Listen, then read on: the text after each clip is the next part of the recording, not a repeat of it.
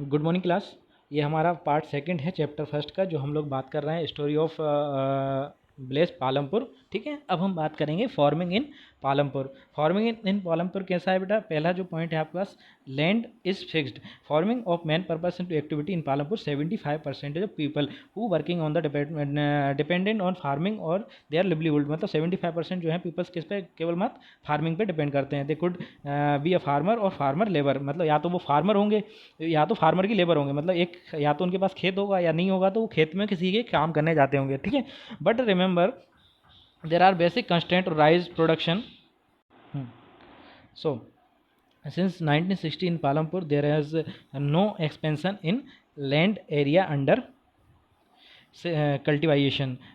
By then some of wasteland in Blaze had been converted into cultivable. There existing no further scope for increasing production bearing. मतलब जो कुछ best land थी उन्होंने उसको भी है ना कल्टिवाई, मतलब उसको भी खेती करने के लिए या फार्मिंग करने के लिए कल्टिवेशन कर लिया उस पर भी, बेस्ट लैंड पर भी। लेकिन अब उनके पास कोई ज़्यादा कोई ऐसा कोई खासा जगह नहीं बची है जहाँ पर वो और खेती कर सकें। ठीक है, और आपके पास ये यूनिट दी हुई है यहाँ पे, बीघा और बीघा वगैरह यूज़ करते हैं वो लोग डिस्कस करने के लिए। लोकल यूनिट क्या है वहाँ पे? बीघा है। ठीक है, सो अब दूसरा जो पॉइंट है बेटा, is there a way one can grow more for some land is in the kind of crops grow the facilities available in Palampur would resemble for Blaze western part. The western part जो था वो state of Uttar Pradesh, all the land of cultivated Palampur not the land is left ideally, यहाँ पे कोई भी land नहीं है। और during the season of kharif grow jowar and bajra, these plant are use in cattle feed. मतलब जो ज्वार बाजरा है वो किसके लिए यूज़ होता है? यहाँ के जो केटल हैं उनको खिलाने के लिए यूज़ करते हैं। It follow the cultivation potato between the October and December. Potato कब बोते हैं बेटा? आलू कब बोते हैं? अक्टूबर एंड दिसंबर में। In the winter season field are sown beet. अब विंटर सीजन में क्या बोलते हैं? रबी सीजन जब आता है, रबी की फसल आती है जब, गेहूँ बो देते हैं, बीट बो देते हैं।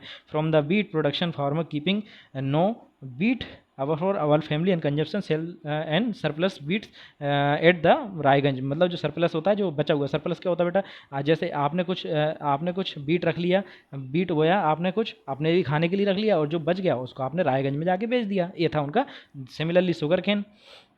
सो अब यहाँ पे बात आती बेटा, so to grow more than one crop on a piece of land during the year called multiple crop। ये आपको पता होना चाहिए, ये आपको बहुत ज़्यादा अच्छे से पता होना चाहिए। मल्टीपल क्रॉपिंग क्या होती है? एक सीजन एक साथ दो फसलें उगाने को मल्टीपल क्रॉप कहते हैं। To grow more than one crop piece of during the 1 year of known as multiple crop. It is most common way to increase the production give the piece of land. All farmer in Palanpur grow at least 2 crops। Many are growing potato as third crop in the past 15 year. मतलब जो third crop भी बोल रहे हैं वो लोग, क्या? Potato in last 15 years. ठीक है ना, ये आपकी क्रॉप्स हैं। ये आपका बीट है, बाजरा है, शुगर केन है, पोटैटो है, एक्सेट्रा। सो सेकंड क्या आता है आपके बेटा यहाँ पे?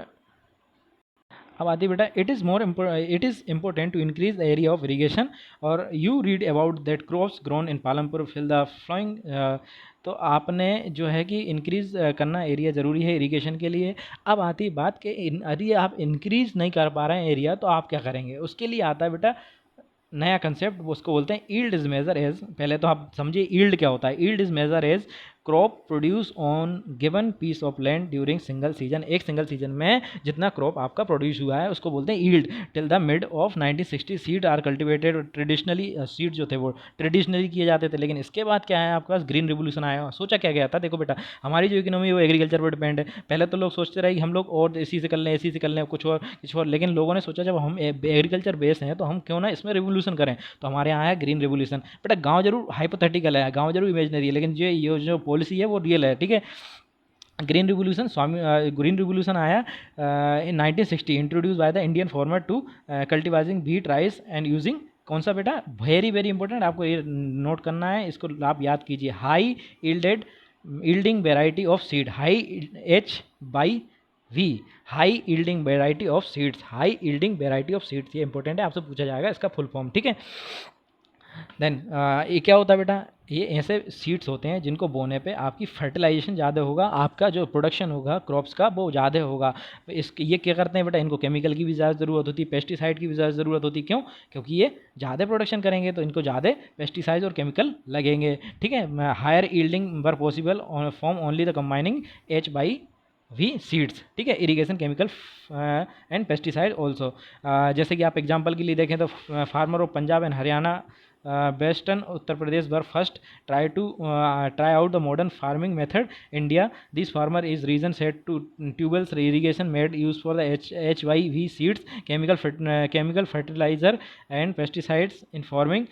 Some of them brought up from machinery and like tractor, thresher, ये सब चीज़ें। देखो पहले तो उन्होंने बहुत बीज बोया, अब उसको चाहिए थी केमिकल और फर्टिलाइजर की, उन्होंने वो भी डाल दिए, और उन्हें चाहिए थी ट्रैक्टर और थ्रेसर की, तो वो भी लेकर आ गए, तो उससे उनका डेवलपमेंट ज़्यादा हुआ और उनका प्रोडक्शन बहुत बढ़ा। In the Palampur yield the beet grown from the traditional varieties 1300 kg per hectare with HYV the yielding went 32, मतलब आपका जस्ट डबल हो गया। ठीक है ना, जस्ट डबल हो गया, पहले 1300 था, अब 3200 हो गया। ठीक है, तो ये प्रोडक्शन बढ़ा। अब इसमें एक नेक्स्ट क्वेश्चन आता है जो आपको बहुत ज़्यादा इंपॉर्टेंट है, विल द लैंड सस्टेन। अब आपने केमिकल का यूज़ किया, फर्टिलाइजेशन का यूज़ किया, तो क्या विल द लैंड सस्टेन, क्या इससे सस्टेन होगी? तो इसमें बेटा 3 इंपॉर्टेंट पॉइंट है, वो आप डायरेक्ट मेरे सुन लो पहले, फिर हम इसको पढ़ लेंगे। ठीक है ना, पहला है आपके पास यूनिफॉर्म नहीं था, ये सब जगह पे नहीं था। जैसे मान लो पंजाब में तो फ़ायदा हुआ, लेकिन किसी एक कंट्री के किसी एक कोने में उसको ये जो सीड्स था वो ज़्यादा अच्छे से काम नहीं कर पा रहा था।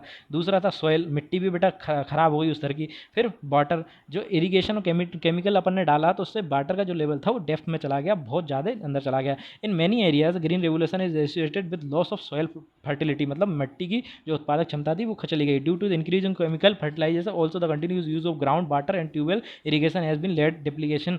ठीक है ना, environment resources, soil fertility, it is very difficult to restore.